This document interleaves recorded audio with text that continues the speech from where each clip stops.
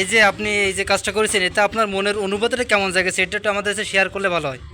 আমার মনে জাগেছে আমার মারে যখন উঠেছি তখন তো মা তো একটু আঘাত পাইছে, তারপর সে আঘাতটুক মনে করেছি যে ছেলে মেয়ে মার গায়ে হাত দিলি যদি আঘাত ব্যথা পায় মা সেটা মনে করে না, এই দাবির সাথে হাত দিছি।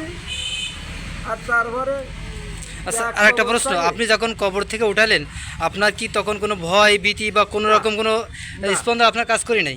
না, কোনো কাজ করি। ও আচ্ছা, একটা প্রশ্ন, আপনি এই কাজটা কি একা একা কীভাবে সম্ভব করতে পারলেন? আমার মা আছে পাতলা। জি, সেটা বলছি না, যেহেতু মনে করেন অনেক লোক মিলে একটা কবরস্থানে বা দাফন দাফনের ব্যবস্থা করা হয়, সেক্ষেত্রে আপনি একা একা কীভাবে করলেন এই বিষয়টা একটু। তারা অল্প সময়ের মধ্যে করে আর আমি সারা মানে সারা রাত পরে আপনার তো মনে করেন ওই জায়গায় কাজ করতে হবে, আপনার এই জায়গায় কবরটা আপনার খোঁজা লাগবে, সেক্ষেত্রে আপনি এটা কখন করলেন আর ওটা কাজ কখন করলেন?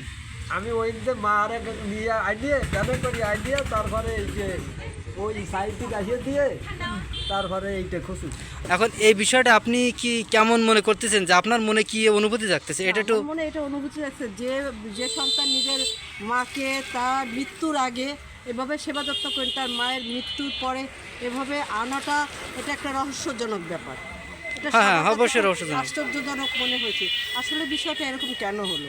আসলে যে তার মায়ের প্রতি এত সে শ্রদ্ধাশীল বা সম্মানশীল এরকম কোনো কিছু আমার কাছে মনে হয়নি।